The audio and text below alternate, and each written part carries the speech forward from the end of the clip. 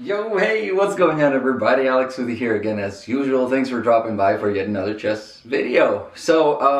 Hope you guys are doing well and getting ready for the holidays. The other day I was playing a chess game on chess.com, and after finishing that game I felt like, hey, this would be a great game for me to share with you guys. And although I do realize that there's going to be a lot more people out there on YouTube that you guys might rather watch that would be a lot more qualified to show you and dissect some chess games, I feel like hopefully by making this video I'll really do my best to try to make it informative, and maybe, just maybe, you guys will benefit somehow from watching this video. So we're going to be talking today a little bit about castling. Not necessarily the benefits of castling, but some of the drawbacks. Let me just zoom my camera in and I'll show you what I'm talking about. Okay, my friends, so here we are. This was a game I played the other day on chess.com that hopefully will give you guys an idea of what I'm trying to talk to you guys about today. I was playing as light, and I started off with regular kingside opening. The opponent followed through with a regular opening, and so far so good. Everything looks great.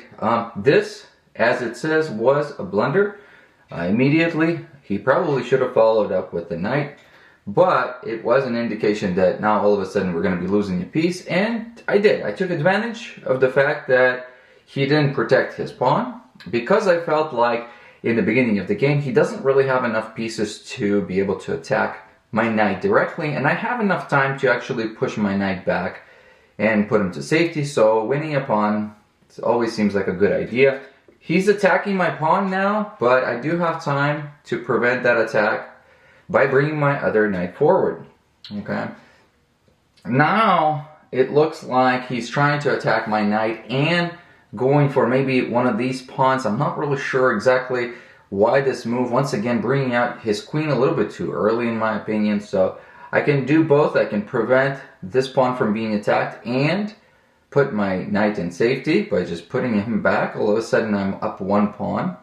This move, not sure, maybe he was thinking I'm gonna try to reposition my knight this way. I don't really know if that's the best move on his part. And then I took advantage of this sort of a wasted move here to continue my development.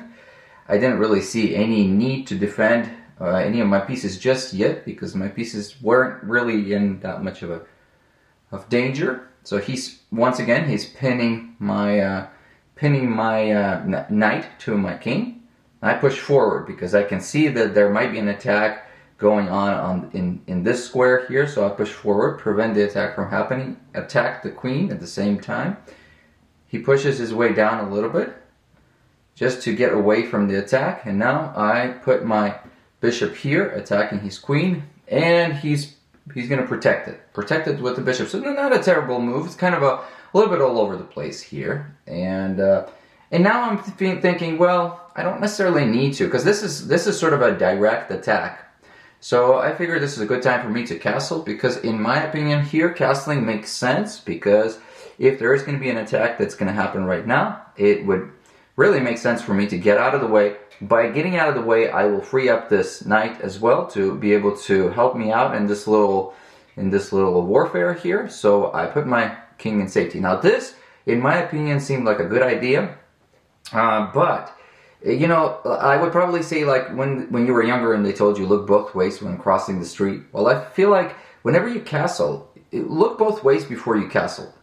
Look to see if there's any of the opponent's army that are looking towards destroying this part of the castle.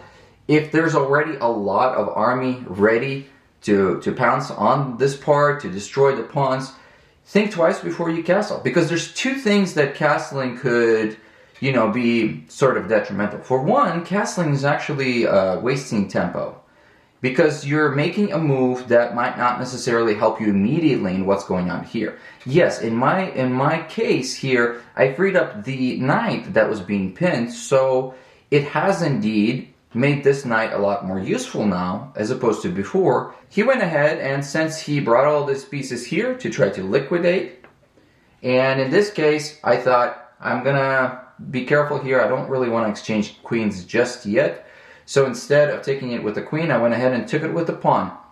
May have been not such a great idea, but I just did not want to exchange the queens, because I knew had I taken it with the queen, he would have taken my queen, and then I would have ended up with doubled up pawns. So I might as well just have doubled up pawns and keep my queen for the time being.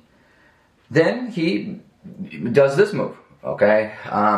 This move accomplishes a couple of things. It puts pressure on my pawn here. He doesn't have a second piece to attack with, because I am defending with this knight at this time, so he would need to effectively bring another piece closer. Perhaps maybe if he was to put his queen here, something along those lines, he could attack this, and then I'd have to find a way to protect it, but I guess it's not a terrible move. Okay, so this is where I thought to myself, okay, this knight is unpinned. I'm going to attack the bishop, and at the same time bring this to a better position, because I'm thinking both in terms of tactics and strategically. If this piece right here, it's not really doing a whole lot. If I put him right here, I might be closer to the action, and what I'm doing here is I'm going to do two things. Attack the bishop and attack this pawn. Now, the bishop is protected by the knight, so that's okay. He's going to want to protect his pawn, so he's not going to worry about the bishop.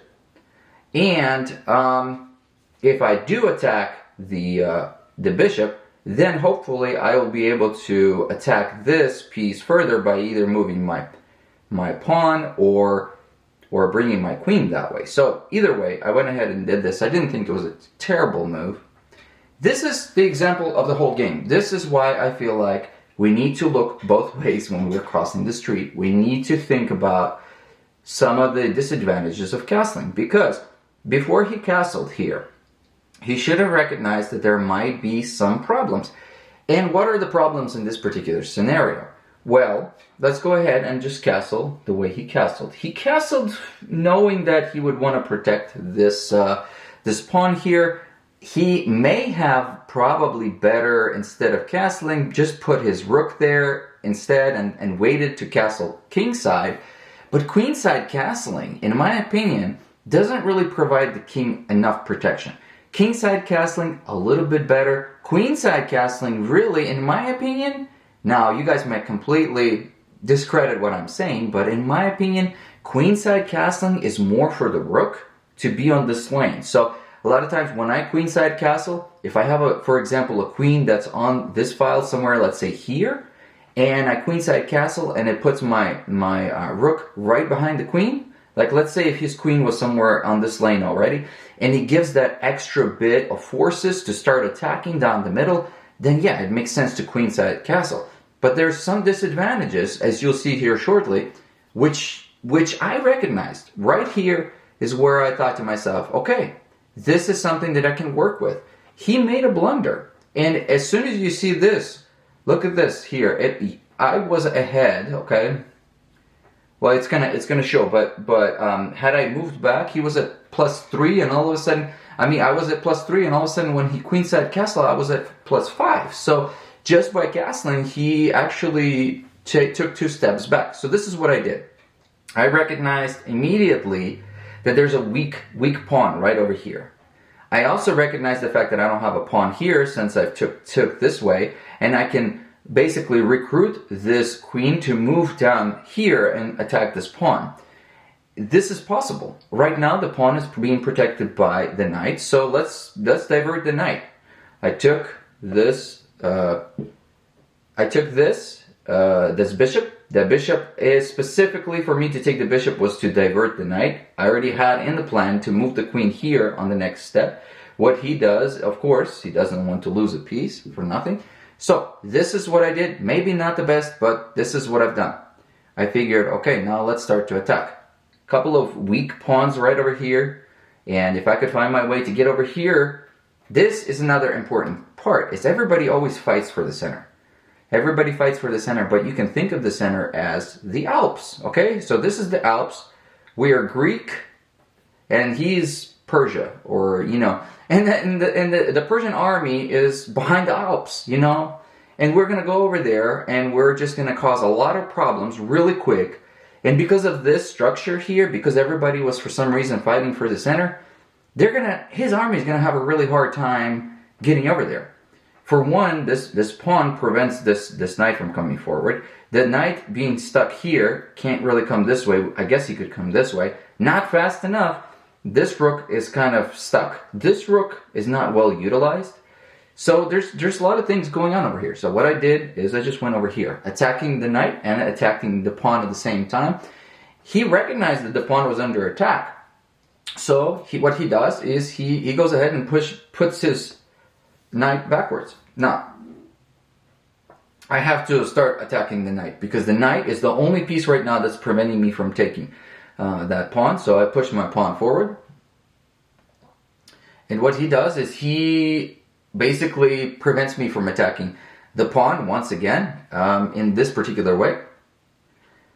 I am also attacking the knight. So all of a sudden you see here what happened is, although the game seemed to be going on pretty normally, suddenly by queenside castling, all he has to worry now until the end of the game about what he did, and that was queenside castle.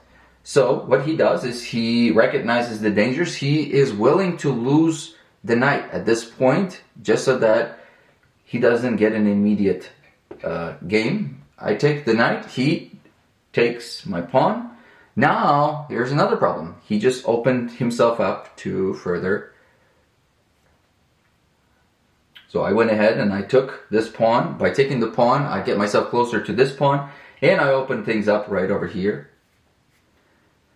At this point, I did understand that I left a pawn unprotected and that his queen could get in that space, but I'm a little bit closer to winning the game at this point, so what I did is I recruited a piece, okay? I recruited a piece to put more pressure on that pawn there. And he went ahead and pushed that pawn forward.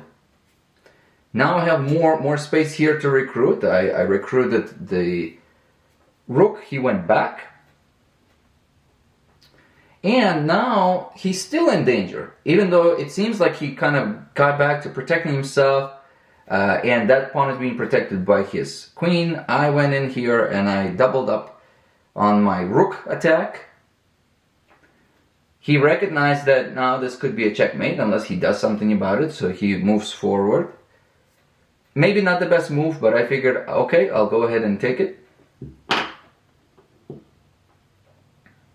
He went ahead and pushes this pawn forward. And at this point, I figured, there's a lot of different ways that I could attack, but I wanted to get the most forced attack, meaning that I didn't want at this point to leave any more spots where things could, where the king could get away, or maybe if I gave him a little bit more time, he could probably reinforce his position and help protect the king. So I went ahead and went for the kill. So what I did is I just sacrificed my rook, just like Gotham Chess recently sacrificed his rook in one of his videos. I sacrificed my rook. He took the rook, and now the game is pretty much over because I can maneuver my queen around right over here. Check. He doesn't really have much to go. He can go here or here. So he goes here, and then I just go here. That's the end of the game. Okay, so that kind of shows you that things were going pretty well, but we really didn't even reach the end game, to be honest with you. Most of his pieces, they weren't even utilized. The rooks weren't utilized. The queen kind of did a little bit, but the game ended early simply because the opponent castled. So for a lot of beginner chess players, oftentimes they'll get kind of lost a little bit. Well, what do I do? It seems like the game is opening up. You have a pretty good opening. You've got your pieces out. Might as well castle. But as you've seen in this example, sometimes castling may be very disadvantageous to you because you can end up losing the game pretty quickly. This was a very stark example because it really showed us what could happen. Sometimes things are not as drastic, but you could still get yourself in quite a pickle by castling.